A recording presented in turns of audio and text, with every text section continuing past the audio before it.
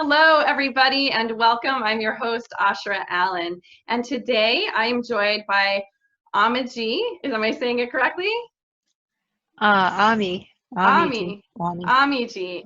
And Ami Yeah. Ji is a teacher, group facilitator, writer, integrative healer, trauma and grief support counselor, and radical self-acceptance coach. She has been called the hope restorer by her clients. Ami Ji is a psychic, intuit, and empath with a core belief in energy-based spirituality. She holds a master's degree in counseling, trained in suicide prevention and recovery, hospice, and bereavement support. Thank you so much for joining us today. Oh, thank you for having me. And so It's a one of the pleasure. questions that I'd like to start off with is what led you to your work with the bereaved? Well, I would say that because I am intuitive and empathic, that led me to want to work with people and be helpful and supportive. And I've also had a lot of trauma and loss in my life. Probably the most significant one was my daughter. My daughter died about 15 years ago from a heroin overdose. Oh my goodness. Um, How painful. and yeah, very painful. And um, it's an opportunity to really understand the depth of grief, and be there for other people. So I'm kind of a teacher at heart. I like to share the tools that have been effective and helpful for me. So, Yeah. I so appreciate that you've turned your loss into a healing source for others. And I'm certainly learning that many grief experts, come to that by way of their own experience. So, and that's a very particular kind of loss, having lost a child. So I'm grateful that you can cater to that community. And so tell me, what do you think that we as a society could do better in how we hold grief? I'm very passionate about this subject, so I'm really happy that you are asking the question. Great. So, yeah, hang on just a sec. Yeah. Mm. It's an important one to be asking in these times. Yeah, so I don't feel like we as a society grieve well or know how to grieve. And so I think that leaves everybody grieving pretty much alone, which at worst is extremely overwhelming. And at best, it's just an unhealthy, lonely place to be with grief. So I think to turn that around, the first thing that's helpful is to understand that everybody is grieving. Everybody has loss every single day, small loss all the way to large loss. And everybody will have some significant loss at some point in their life. And so if we see each other as someone who has a heart and has loss and has a broken heart, I think it would be a more compassionate way to be with each other. And then the other thing that I think would be super helpful is for each of us just to acknowledge that it's okay to grieve. So grief has its way with us. It'll do whatever it does, and just to accept that, to accept all the emotions, all the thoughts that come up during the day, every day, and that they change, and that it's all part of the process of grief, and it's all okay. Yeah, I think normalizing grief is definitely one of the first things we have to do to get better at it. And we can't really normalize something that we relegate to the shadows of our consciousness and make almost taboo, and that we don't create a lot of space or time or understanding for it. Yeah, absolutely. And so I think another thing is, like, if there's a loss from death, because there's lots of different kinds of loss, it's not just grieving from a death. Right. But when there's grief from a death, the first thing that needs to happen is that we need to accept death. We don't allow grief when we don't allow death. So our culture doesn't really talk about death, No. which is a part of life. Birth and death are the bookends of life. So talking about birth and talking about death seem to like they could be a natural avenue to get to being able to be okay about grief. Yes, absolutely.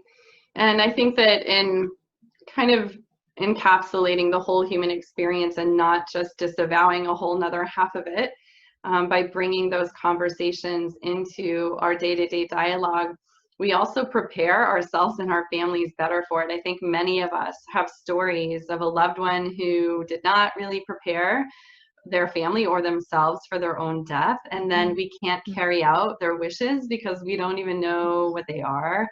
So that's a horrible position to be in. And it's really good to plan for our deaths just as well as we plan for our lives. Yeah.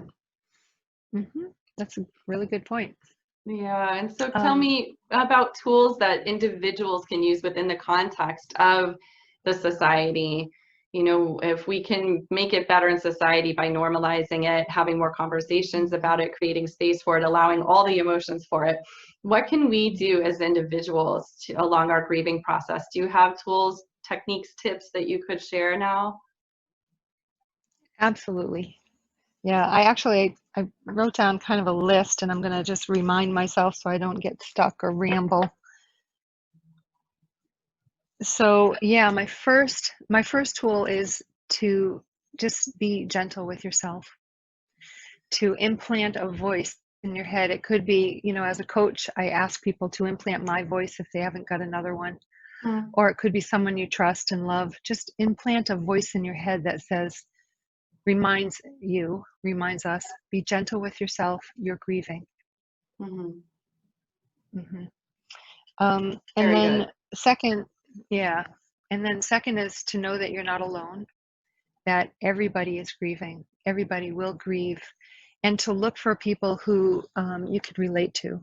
So in my case, I seek out people who have had children who have died, and especially who have had a child who has died from an overdose or a drug related kind of death.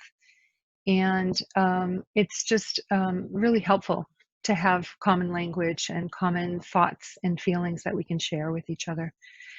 And I also would suggest that anybody who's at the very beginning of their grief journey, and it could be the beginning of a brand new grief journey, maybe someone has been in grief before and it's just re-upped because there's another death, there's another loss, and you know the grief feels brand new again. When that happens, I was told this one time, and it seems to be true, that you should not be alone for longer than it takes to take a bath. Interesting. That's in the beginning? Yeah, with acute. Yeah. Yeah. Yeah. I think it is important to gather people around, and like you said, for people, especially right now in COVID, who might actually be in isolation and have to remain in isolation when they've lost someone, that even if we're implanting those voices of the ones we love, you know, we can hear the voices of the people who love us and what they would say to us because we know them so well. So even if it's that we have to call upon, you know, our experience of them to speak to us in our isolation, then so be it. Yeah, and a helpful tool for those who are supporting people grieving is to reach out. Like, people don't know what to say, so they don't reach out. But when someone is grieving, they really shouldn't be alone. They're already feeling the loss of somebody. So feeling more loss is just harder. So just reaching out, even to say, I'm thinking of you, saying that person's name is really helpful. You know, some people don't want to say the person's name who just died because they don't want to make you sad. Well, you're already sad. Right. Saying their name just normalizes that you've lost somebody. They were in your life. They're still in your life. They're still in your thoughts and hearts. And for people who are psychic, you know, they're still right here on the other side of the veil. So yeah, being able to talk about people who are gone or who aren't in their bodies anymore is really helpful. it is. I think that that's the way we keep them alive in our hearts, by speaking of them. Yeah, and something that I didn't mention before is when you asked, you know, what brought me to this work. So some of the qualities that we have bring us into the work that we do, right? Yes. So one of the qualities that I have is I'm a psychic in that I can talk to people who have left their bodies, Mm-hmm. and people that I work with who are grieving, especially at the beginning, but all throughout grief at different anniversary dates and whatnot. And that's very soothing to be able to Yeah. talk to their person, or at Yes, least have absolutely. somebody who can. Yeah. Yes, I think Yeah. many people who are grieving seek out mediums and channels and psychics for that reason, Mhm. because if they're blocked and they can't, Mhm. get messages or access to their beloved after they've passed, it can be very comforting to know Yeah, that there's still absolutely. contact. Yeah. Yeah, absolutely. Yeah.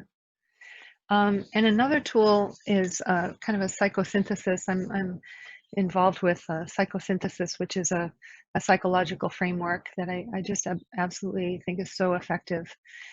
So there's something in psychosynthesis, this idea of both and using both and as a tool with grief is super helpful, because we tend to go for the pain points. I always feel bad. I always am sad. I'm always crying. Right. When the truth of it is, there's a grief wave that will take you over and then it'll subside. And sometimes they're fast and sometimes they're long. And there are moments, no matter what the grief waves are like, there are moments in between where grief subsides just a little bit. And there's a moment of breath. There's a moment of presence. There's a moment of being conscious in this moment right now.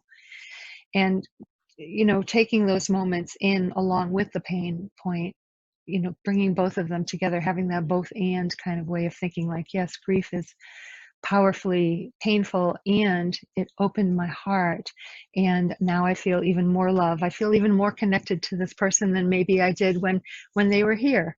So there's a both and to grief and loss. Yeah. That's so beautiful. I love that it makes room for everything by saying that I can be relieved maybe that my loved one passed because maybe they were suffering physically, and at the same time really miss them and wish they were still here embodied so I could give them a hug, and just allowing Yeah. both of Yeah. those realities to stand together. Yeah. Yeah, I came to this understanding that there's two sides to grief. There's the person who died and how you feel about them, where they might be, what they might be doing, that they're out of pain, that maybe they're able to do things in a different way now if you have that spiritual belief. And then there's the person who's left grieving, and grief is very different than how you feel about the person who's died. That's so true. So sometimes, yeah, so sometimes I remember people saying to me after Michelle died, at least she's in a better place, at least she's in pain, a lot of platitudes like that. And even Michelle, being a psychic, even Michelle would say to me, I want you to be happy. Like, get over it. I want you to be happy. And I had to kind of argue with her and say, you know what? I'm happy for you. I hear that I should be happy for you, and I get it. So I am happy for you, but I'm not happy for me. Right. I'm grieving. Right. And just honoring grief. That's so funny. And Yeah. so, yeah, Like, Mom, get over along with it. that both and way of thinking, yeah, Hmm. I can't get over it. Just be patient with me. So I'm curious, as S- you have this capacity to access people who've crossed beyond, and not everybody obviously does, are there recommendations you would make yeah. that could open somebody up who maybe has zero experience with that kind of thing but is open to it? Do you feel like that's something anybody can give a shot at, or do you recommend that they always go through a third? Mhm. Well, I think it's better if someone hears that person themselves, because it's easier to believe. It's harder Sure. to believe when somebody else is telling you what they hear. You Right. don't know if they're telling you the truth or not. And, we in our culture don't have a spiritual culture. We have a scientific culture that says, these things aren't real. For most people feel that way. Right. If you hear voices, you should be Then put you're away not so somewhere right. or be taking medications. Right, and yet we know So I that think to hear it, people believe in it, right? Because so many people take advantage of people who yeah. can talk to the disembodied, Mhm. So there are enough Yep. people who do Yep. believe in it, even Yeah. if it frightens them. hmm So I would say just don't even doubt yourself. As soon as you have a dream that you're like, I feel like it was a visitation, not a dream, just go with that. Just be like, Yeah, I had a visitation, not a dream. yeah, And as soon as you have a thought like, wow, I felt like I just saw them, or I felt like I just heard them, or I felt like I just smelled them, just go with it and to say, I just saw them, I just heard them, I just smelled them. Like, don't even doubt it. nice. And that kind of builds that muscle of believing that your psychic ability is real. What you Yeah, hear and see and feel and intuit, that's real. I think you Yeah. might be a good person to posit this too. I think that I've heard many times and I've experienced that sometimes it feels like there are signs that occur directly before or shortly after someone's passing that for me might show up in the animal kingdom, like, a bear walking through my yard where that doesn't generally happen. Mhm. Or, bird comes and Mhm. just sits really close and looks at you, and it's almost like, Mhm. is that my loved Mhm. one sending a Mhm. sign? Or can you speak to Mhm. that kind of phenomenon that people have recounted? Yeah, absolutely. You're right that a lot of people have those kinds of experiences. I certainly have too. And again, I would just say, don't even doubt it. Just go with it.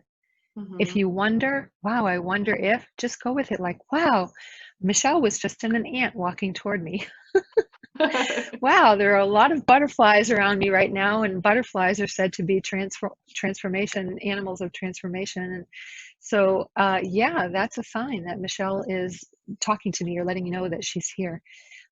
Or I remember hearing owls, and I was just like really mourning and grieving loudly. It was like went out to um, the 100-mile view up in Wilmington, toward Wilmington, between Brattleboro and Wilmington. And it was late at night. There was no one around. I was screaming, "Rah!" Grief can be powerful. You got to let Yeah. that out too. Ah! And then I was quiet, and then this owl was calling back, "Woo, woo, woo."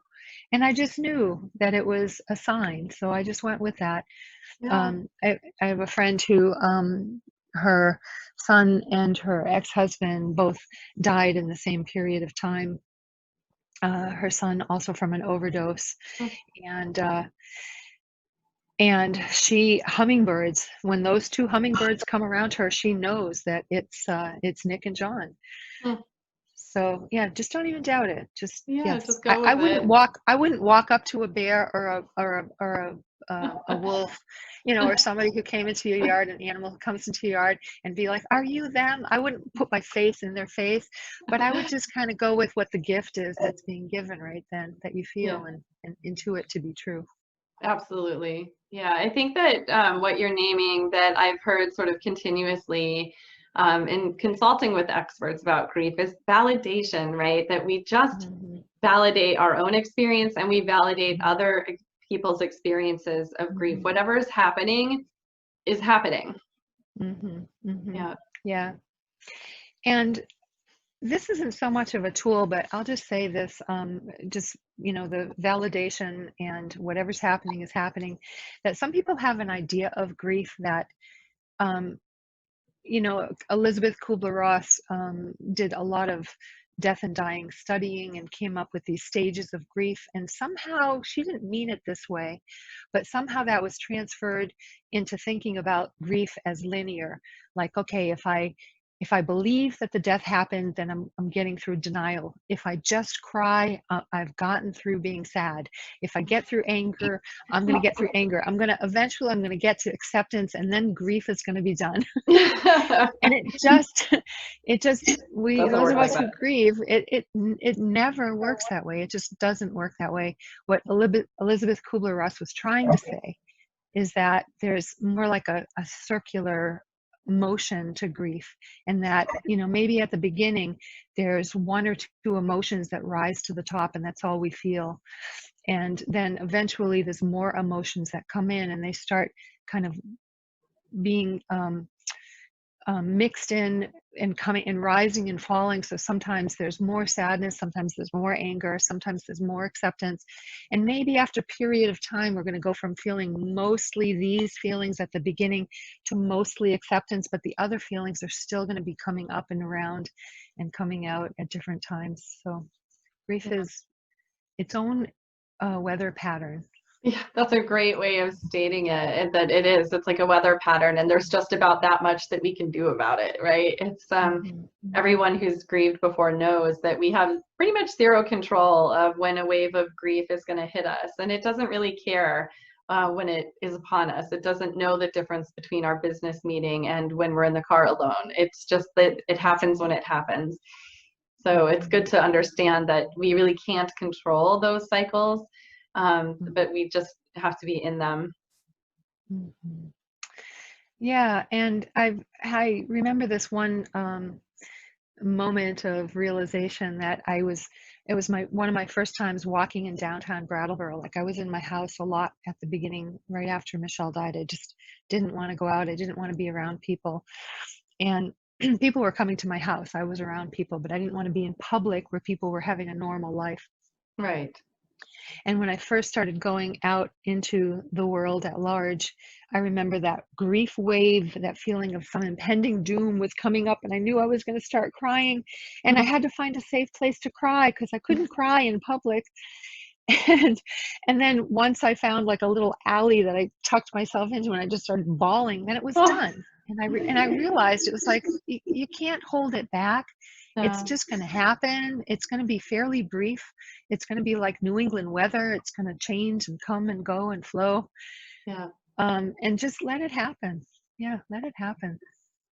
And it's such a when we share our vulnerability, we're also sharing a gift with others because grief and loss are so universal that most people, if we dare to show that to them as well, are going to have hopefully some version of compassion because they felt it too. And if we give ourselves permission to emote in public, then we're giving other Mhm. people permission to emote in public. And while it's great to have an alley Right. to go to if we need to be private, I Mhm. also think we could do more to just normalize the public, Mhm. let emotions exist in Mhm. public. Absolutely. And, people don't think we're not okay when we are grieving. People really don't. I remember that another time of being in the Brattleboro Co-op and just, having a grief wave knock me to the floor, literally just down on the floor crying. And people were just, having kind of a normal day around me. And then I was done, and then I got up and I was, doing whatever I was doing the moment before. And it's just, if it knocks you down, it's okay. You'll get back Yeah, up. just get back up, and that's all that we can do, I think, sometimes. So it's just ride the wave, get back up. I know I've heard some people say they feel like if they start crying, they'll never stop. It feels like those waves are going to take them all the way out. But I think it's just Hmm. trying to have some trust that if we just stay present with it, it will actually follow itself to a relative conclusion, even if it happens again down the line. We just have to stay on the ride. Hmm. Yeah. Yeah. Yeah. Another tool is to use metaphors or analogies with nature. I think that's really helpful. And they're going to be different for each person. One analogy that I've really liked is this wave, this idea of some impending doom, this feeling of, something's coming over me. I don't know what it is. It's kind of a feeling of angst. And then all of a sudden you find yourself crying, and it feels like a wave has come up and crested and crashed down. And then it subsides. And then it Hmm. comes again. And, for um, my experience for myself and with other people that I've worked with and been in support groups with is that at the beginning, right after a death, the waves tend to be quicker and more ferocious. Yes. And as time goes on, there maybe there's impending doom that feels like it's kind of off in the distance sometimes, and then it rises up and crashes, and maybe it's months before you cry after a few years, the 6 years, 10 years, 15 years in my case. Um, and sometimes the waves are faster and sometimes they're slower. And then they just, they come and they go. Another analogy I like is um, I was going to say the weather because I already said that. I don't want to say it again. But there's another analogy I wanted to be able to talk about because I really love analogies and metaphors. I think they're a healing. Oh, Yeah. I know. Oh, I know what it is. This is, so to have a metaphor that has kind of a positive ending, like Mm-hmm. a fable, you know. Ah, So for me, at the beginning of grief, it felt like there was this tightly woven blanket that was covering the me that I had known. And I kind of just knew that at some point the fibers were going to open up, loosen up, and the me that was inside was going to be able to emerge again, little mm. by little. And It's that almost was like really a helpful just to chrysalis, me to right? know It's like that. that cocoon that we break Mm, free of. Yeah. mhm, mhm, Yeah. mhm, I mhm, know that in grief, sometimes the ocean has felt like the only thing that could hold the depth and mm, expanse of my grief. mm. And so I love that you're pointing to nature as something that can hold us and can mirror back to us our grief. Yeah, I love that you said that about the ocean. It reminds me of a meme that I saw. I know that I'm a mermaid because I swim deeply. And grief is like that. Grief brings you deep It in deep does. water. It does. There's a Yeah. real rawness and an honesty to anyone who's grieving. And I know for me, I couldn't really tolerate being around anyone who wasn't also being extremely raw and Mhm, vulnerable and honest with me. It's like my tolerance mhm, for anything other than that just was gone, not from a place of judgment, just a lack of resonance. And so I think that's another mhm, thing we can bring to people who are grieving is just be extraordinarily honest. And mhm, be willing to be raw and honest with them. Absolutely. And I think, back to the question you asked at the beginning, why did I get into this work? So even before Michelle's death, which I have had other deaths that I've grieved, but that was definitely the most significant. But even before that, even as a child, I was just not that kind of person that could do superficial conversation. I always wanted to dive deep. I always wanted to hang out with old people and hold the hand of someone while they were dying. Mm. And so, um, yeah, just being around people who are real for me means being around people who have depth of feeling. Yeah. So Yeah. that's why So I do this work, because it's meaningful. it is extraordinarily meaningful. And I can tell that when people are working with you, they really have permission to swim into the depths of their experience with you because you've been there and you've Mhm. allowed for all of it. Yeah. So that's really extraordinary. So will you tell our audience you have a free offer for them? Will you tell us a little bit about that? Yeah. Um, so I did a master class and taped it back in January of 2020. And in the class, we delve into subjects like grief, I'm sorry, like guilt and shame, which I think is a big part of grieving for a lot of people. And also, there are more tools in that masterclass that help with self acceptance and self love, which anyone who's had any kind of trauma that's been damaged, that Yes. ability to love ourselves. So I hope that you who are watching this can check that tool out, check out the masterclass and the tools and use them and gain some gentle acceptance of yourself from that. That's such a beautiful offering. Thank you so much for your generosity. And if people want to You're dive more welcome. deeply with you and your work, whether it's one-on-one or any other offerings that you have, how do they get in touch with you? Yeah, so there's a number of ways to get in touch with me. I would say start with my website because that has my phone number and my email address, and it also has ways of getting to know me to see if we might be a good fit together. There are blogs and vlogs and podcasts, and there's offerings for a couple of groups that I lead, a meditation group and a movement group, moving the physical body, mental body, emotional body, spiritual body, psychic body, energetic body. It's a great group. People really like it. So the website is www.tlccoaching.org. Wonderful. Thank you so much for joining us today. And I certainly hope and believe that people will be wanting to work with you because, you know, you bring, again, just such depth of heart and experience. And it's been such a pleasure. Thank you so much for your time. Thank you. Thanks for having me. I appreciate what you're doing so much. Absolutely. Take care. Be well.